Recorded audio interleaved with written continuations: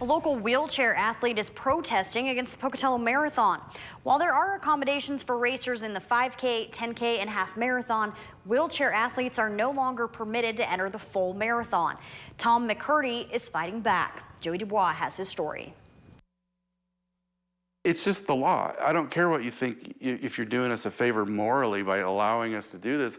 It's illegal for you not to let us do it. The law McCurdy is referring to is the Americans with Disabilities Act, which he believes applies to the marathon for two reasons. One, the marathon is a nonprofit, and two, it is held on public land. The Americans with Disabilities Act covers the entire United States, including the Pocatello Marathon, and anytime there's an offering to the public, it has to be offered to people with disabilities with reasonable accommodations. McCurdy first fought for accommodations leading up to the 2009 event and was ultimately successful, but he says Marathon President Mike Calley and the committee have taken steps backwards. I've worked with them to make some accommodations and make it work safely for everyone through the years that it was really growing, through 2009 through 2017 or so.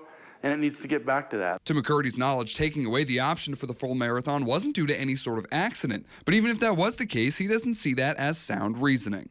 Even if there was a wreck, and that was his reason for doing it, you can ban that person, because obviously they can't control their equipment, but the dozens of other people that have done the race over the years, and the dozens of other people that will come to do it in future years, there's no reason to ban them just because of a wreck. By being vocal, McCurdy has become the de facto face of the wheelchair athlete community, pushing for inclusion in the marathon. But he says it's about far more than just himself. I resent having to do this, and I resent having to do it twice.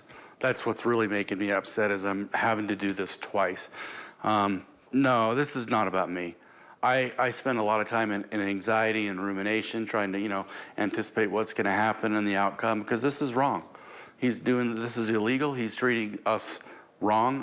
He's trampling on our civil rights, and it needs to be corrected. McCurdy has been in contact with the Boise-based disability rights advocacy group and says he's considered taking legal action. But if he and other wheelchair athletes are allowed to compete across the board once again in 2023, he'll be right back at the race. This is all about just being in the race and having the race open to wheelchairs, period. I walk away and I shake his hand every time at the finish line. That's it.